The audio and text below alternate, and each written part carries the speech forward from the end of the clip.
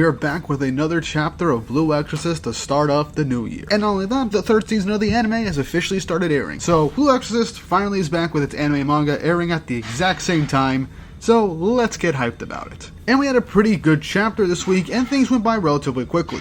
There wasn't a whole ton of progression with some of the action scenes, but it was primarily towards the main group getting away into the fortress. And it was kind of hard to follow to a bit, so I'll try my best to properly convey what's going on in this chapter, so we'll get right into it. Before we get into this chapter, don't forget to like and subscribe and hit the notification bell for updates on future videos.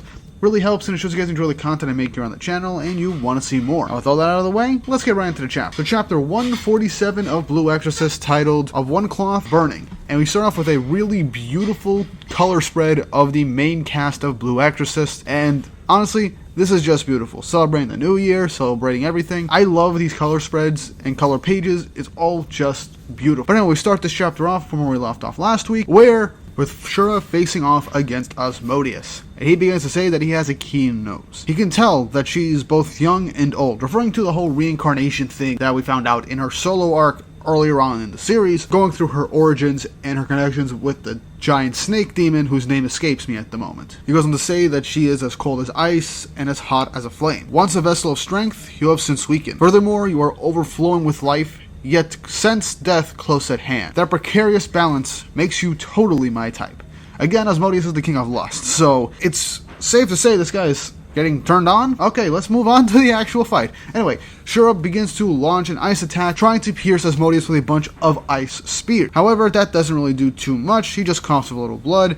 As the smoke clears, Shura is in a stance as she just declares, "Sorry, but you aren't my type at all." The ice then begins to melt as Asmodeus pulls it from his body, as his wounds begin to heal. As he says, "That's the spirit. Next time, go deeper. I love to feel pain. Feeling pain is evidence of life, so give me more." Really living up to his name as the King of Lust, as he then lunges after Shura and lands a blow. She manages to get out of the way. We cut back to Rin and Yukio as they're still trying to escape the situation and follow the plan. Rin wants to go back and help Shura, but Yukio just tells him to calm down and that if they stray from the plan, it'll put everybody in danger and that they need to keep a cool head. They then meet up with the doctor and Izumo at the point where the gate entrance is. And then as they look over, they don't seem to find a way to open it, as it seems that the gate is their very first obstacle. Also, close look at the gate, really cool. I like the design on it. Yukio looks over at the gate as it looks like it says L and R, meaning left and right, stating that there must be some sort of mechanism and that they should probably search the area. But Professor Naos says that they should look at the ground, and that there is a trough, and it splits and leads straight towards the gate. But it starts at this machine that Yukio notices, where it seems like there is an image of a person staked on it going down to what looks like a meat grinder, as Yukio begins to examine the VL on it and wonders what it could mean. He goes over Roman numerals, meaning that it might mean 5, so it can mean 5 liters. A human being weighing over 60 kilograms contains about that much blood, as Izumo shudders as to think that they might have to offer a person's blood to open the gate. Naos laughs, saying that in other words, one dead body. How like Satan to have such a twisted taste. And shiemi says that they can't kill anybody to put this in, as then the doctor says that they're at war. So there are probably bodies on the front lines that they could use. We could probably get one, and Yukio does say, yeah, I suppose that's the case. But Ren then brings something else up. Why not just look from above? Lightning told him to climb up and survey the area. As Yukio's like, that was meant for later after they get inside. Then he decides that it's probably would be better to get a bird's eye view of the situation. So he figured that it would be worth a shot. So Rin and Yukio decide to go climb up. Yukio says that Rin has to help him climb up. But Rin then asks a very important question. Are you sure you can withstand the flames? Yukio says, probably, as then he touches the wall as he then explodes with blue flames.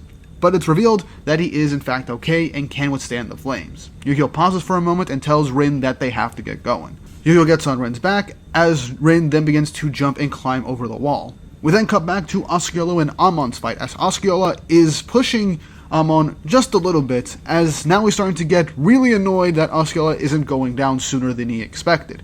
He punches Osceola down to the ground, and he notices that after punching him, his ring gets chipped, which really pisses him off, as he then begins to stomp down and cause flaming explosions onto Osceola, just nailing him down, saying, "How dare you, it's worth more than human life." As, man, the hate in English in Osceola's face. Last chapter I stated that he had a huge death flag on him, and this chapter is not doing the man any favors. I am legitimately concerned over this man not making it through. And with how things lead up, I highly doubt he's going to make it through. But moving on, Amon stops and says, I am so done with this.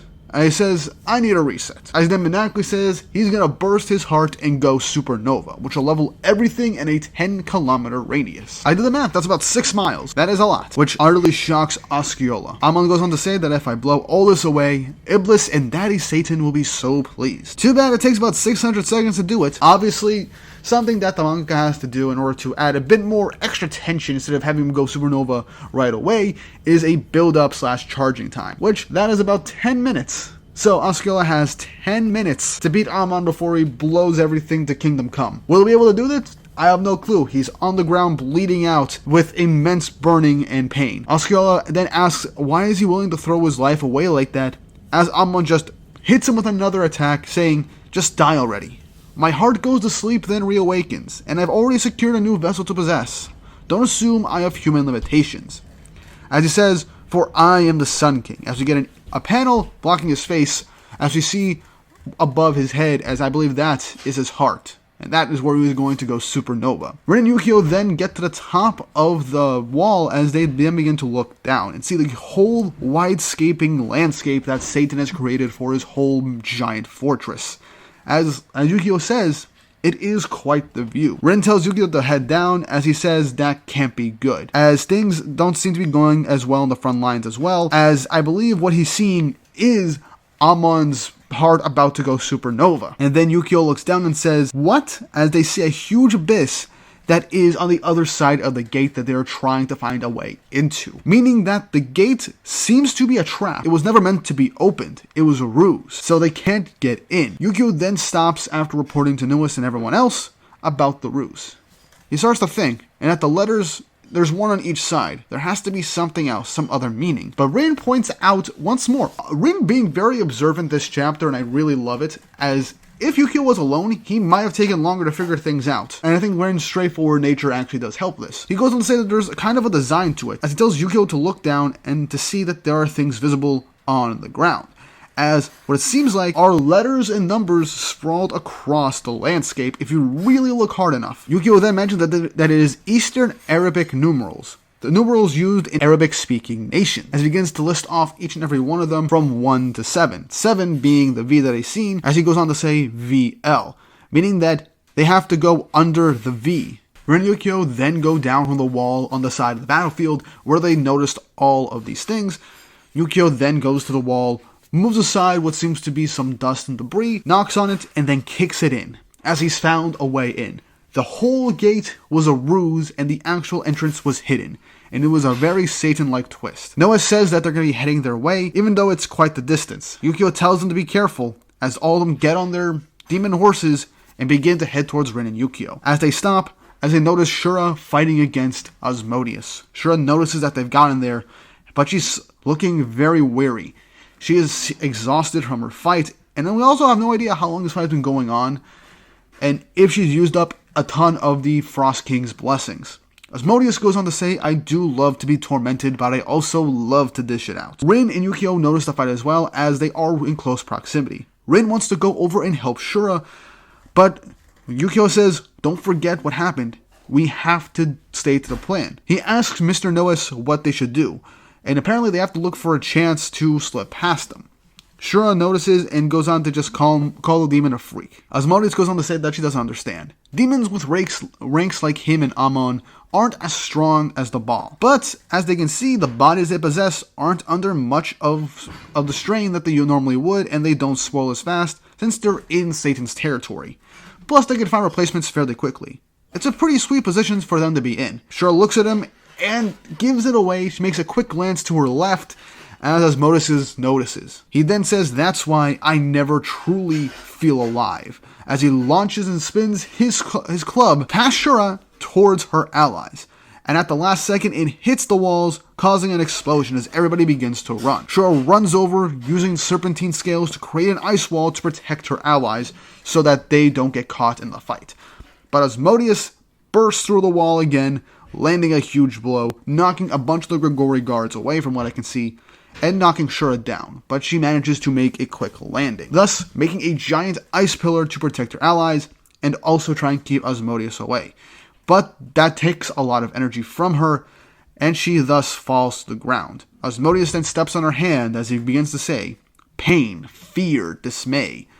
They are all signs of life, as he then begins to crush Shura's hand, as she begins to cry out in pain from this. He says, fortunately for me, I can live vicariously through your torment. As we also get an image of Osceola on the ground, bleeding and just panting as well. Asmodeus then begins to cleave at the wall, as he tries to make it to Shura's allies, and break through and take them all out to give her even more despair. Izumo and the doctor then get the guards and begin to try and run away alongside Amaimon, as he continues to cleave through the ice wall, as Osceola and Shura can only watch, as they begin to cry out to stop it, with the final panel being Osceola barely managing to slowly get up as his face looks twisted and tortured, ending the chapter. Well, this was a little hard to follow to an extent, primarily because of how the landscape was, but was pretty easy to figure out once you go back and reread it. Rin and Yukio go over the wall, they try and find a way in, and they notice all these different numbers